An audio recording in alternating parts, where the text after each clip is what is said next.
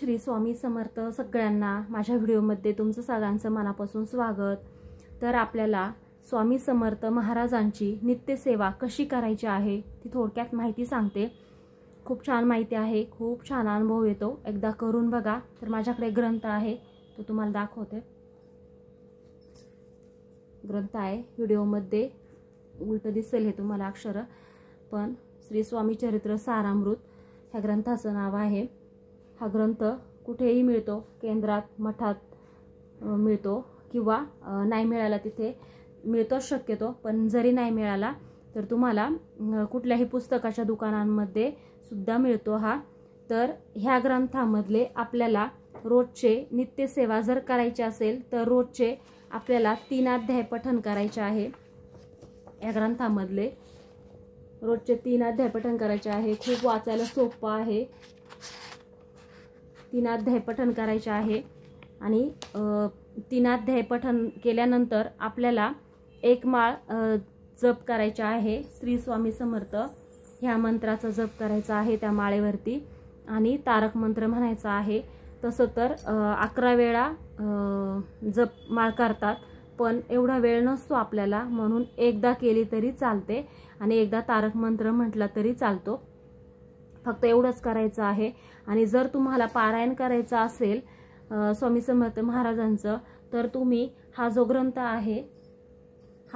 आहे ह्याच्यामध्ये 21 अध्याय आहेत पूर्ण।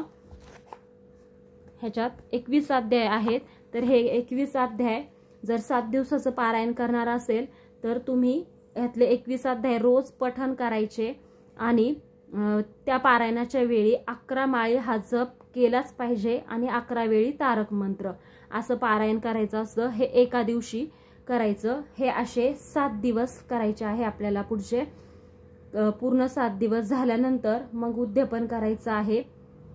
उद्यापन पण सोपं आहे, पण हे एकदा पारायण पण करून बघा, छान अनुभव येतो म्हणून सांगते। जास्त वेळ लागत नाही। याच्यात 21 अध्याय आहेत ह्या ग्रंथामध्ये, फक्त 21 अध्याय आहेत। वाचायला पण सोपं आहे। 1-2 वेळा थोडंसं नवीन शब्द असल्यामुळे थोडं अडखळू शकतो आपण, थोडं संस्कृत आहे आणि त्यामुळे बाकी काही नाही। एकदा वाचायला जर सुरुवात झाली, आपल्याला सवय लागली की मग कमी कमी वेळ लागतो। मी जेव्हा पहिल्यांदा वाचायला घेतलं तेव्हा मला जास्त वेळ लागला होता, दुसऱ्या दिवशी अजून कमी वेळ लागला, त्यानंतर अजून कमी कमी वेळ लागत गेला, आणि आता तर खूपच कमी वेळ लागतो रोजची नित्य सेवा जरी करायची असली तरी। कारण आपल्याला माहिती आहे की पुढे आता काय आहे, पुढचा शब्द काय आहे, एवढं पाठ होतं आपलं।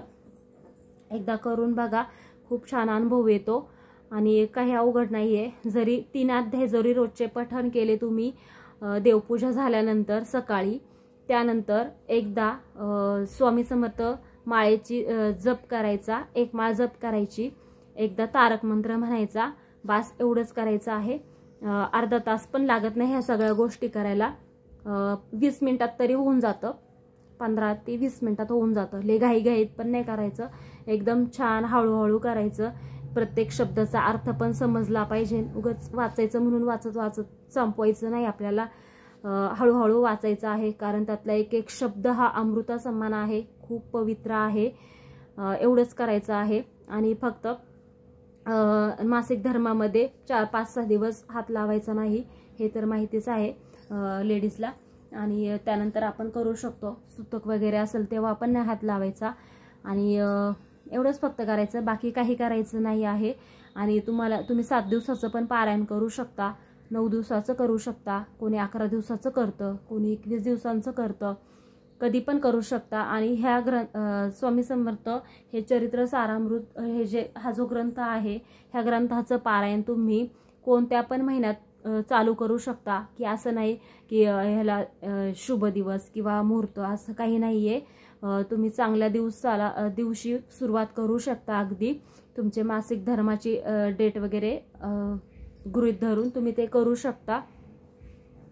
एकदा करून बघा, अनुभव चांगला येतो। तुमची जी काही इच्छा असेल ती संकल्प करून पहिल्या दिवशी सोडायची आहे, त्यानंतर ग्रंथ वाचायला सुरुवात करायचं, बस एवढंच करायचं। आणि उद्यापन तर एकदम सोपंच आहे, सगळ्यांना माहिती आहे। एक मुलाला जेवायला घालायचं, पुरणपोळीचा नैवेद्य करायचा आणि बस एवढंच करायचं आहे, काही अवघड नाही आहे.